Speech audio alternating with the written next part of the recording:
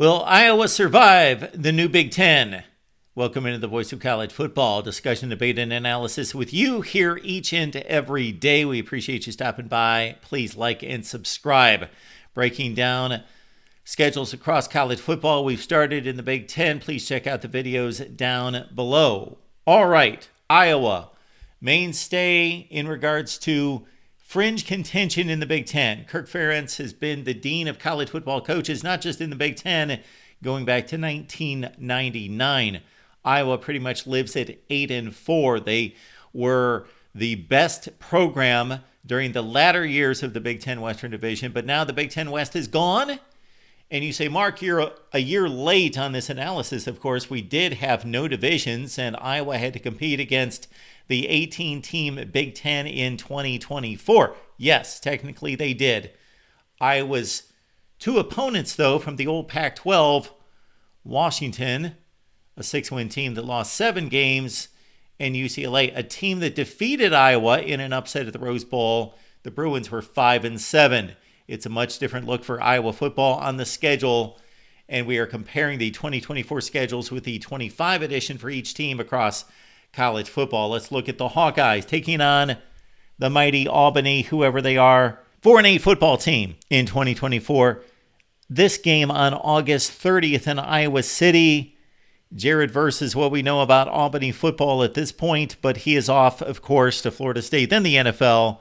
Albany lost to West Virginia in its one Power 5 opponent this past season, 49-14. Albany, Iowa, that is the opener. Then, of course, week 2 is always reserved for Iowa State in the big Cy-Hawk showdown, this time at Ames.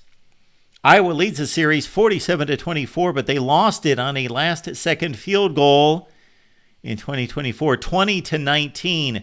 Kirk Ferentz is just 14-10 against Iowa State, but 7 of the last 9. But again, a last-second loss against the Cyclones on a long field goal in 2024, looking to avenge that one on the road, followed by the final non-conference game. It's UMass. First meeting between the two schools. UMass will be back in the MAC for 2025. Head coach Joe Harasmiak from Rutgers as the defensive coordinator to see what he can do with the Minutemen in replacing one Don Brown. That's the non-conference schedule for Iowa. Pretty boring considering they always play Iowa State. Therefore, they play two dismal opponents otherwise, and that's the Iowa schedule from season to season. Now we go to the Big Ten season, and Iowa opens at Rutgers, and the Hawkeyes have been complete misery for the Scarlet Knights since Rutgers joined the Big Ten in 2014. 4-0, outscoring Rutgers 93-17. This could be a decent matchup, though, as Ethan Kalkumanis in his second season for Rutgers has supplied them with adequate, decent, competent quarterback play for the first time in a decade. And Rutgers, coming off a bowl loss to Kansas State, finished at 7-6. Iowa, Indiana. This one played at Iowa City. And, of course, the Hoosiers were the surprise team of the Big Ten, marching all the way to the college football playoff. Hawkeyes lead the series 46-28-4. They have won 4 straight in the series. This time they will face, of course, Curt Cignetti as the head coach who pulled off an 11-1 regular season, and new quarterback Fernando Mendoza in from Cal. Then it's a bye week before Iowa goes on the road to take on rival Wisconsin, one of 3 permanent rivals that they will play and have every season. The Hawkeyes trail this series 49-47. But they've won 3 consecutive games, and they've only given up 36 points in those 3 games to a Wisconsin program that is a bit reeling under Luke Fickell. We'll have a new quarterback in Billy Edwards in from Maryland, and Fickell has just not picked up the pace at Wisconsin. They fired Paul Chryst after his final complete season was 9-4, and Fickell at 7-6 and 5-7. Kirk Ferentz 11-13 all time against Wisconsin, but he's been highly successful the past 3 outings. And this game on October 11th, Iowa at Wisconsin, one of the staples of the Big Ten. Then comes a stretch that includes some of the aforementioned Pac-12 newcomers and a different look for Iowa and a tough stretch looking at Penn State, Minnesota, then Oregon and USC. First, Penn State, a competitive series, as Penn State has undoubtedly been the better program. But Iowa has hung in there, 18-14 series deficit. They have lost 7 of 9, but most of those close games, not the last time they met, though. 31-0 Penn State a couple years ago. Is Penn State the best team in the Big Ten in 2025? Well, Iowa will be one of the teams that finds out. On October 18th, it's Penn State at Iowa City. Then it's Minnesota coming in, and of course, Kirk Ferentz has had PJ Fleck's number. He lost only that controversial punt, negated return touchdown by Cooper DeJean back a couple years ago, 12-10. Kirk is won 9 of 10 against Minnesota, 19-7 all time. Gophers coming off a strong 8-5 finish last season. Lead the series 63-53. It's the last weekend of October, Minnesota at Iowa. Then the bye week, number 2, and then this rough stretch. Oregon and USC back-to-back. So again, in place of Washington and UCLA, you get Oregon and USC. Ducks lead the series 2-1. They won in 1989 and 94.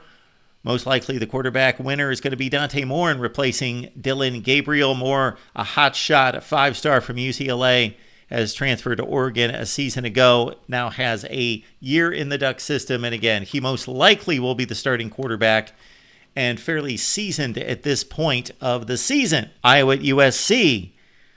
Trojans lead the series 7-3. Last outing was the 2019 Holiday Bowl. Hawkeyes had a big fourth quarter in winning 45-26.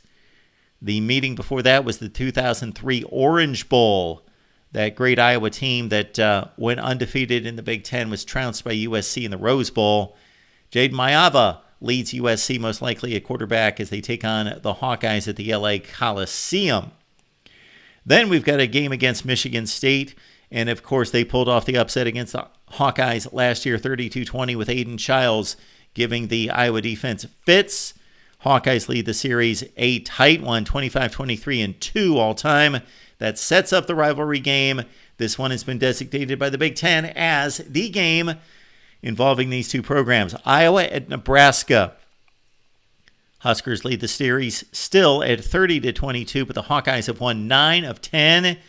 And just about all of those wins involved a walk-off field goal, as we again experienced in 2024. 13-10, Hawkeyes.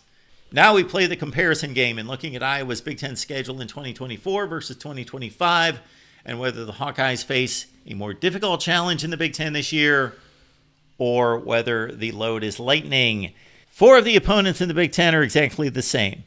And 3 are the common opponents of Minnesota, Nebraska, and Wisconsin, also Michigan State, the carryover from 2024. 4 opponents remain the same for Iowa in 2025. 3 of those are permanent rivals, Minnesota, Nebraska, and Wisconsin. The holdover from 2024's Michigan State.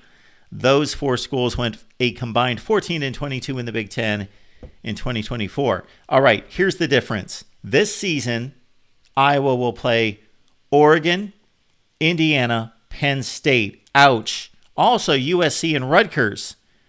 Those 5 schools went 33-12 in the Big Ten last year. Now, you would expect Indiana to fall off to a certain extent, but still, 33-12. They replace these teams. Ohio State, sure, difficult to deal with.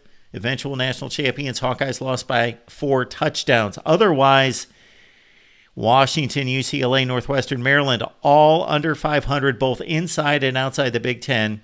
Put all those teams together, and the new opponents in 2025 for the Hawkeyes won 33 of 45 games, replacing the old opponents who won only 17 of 45 games.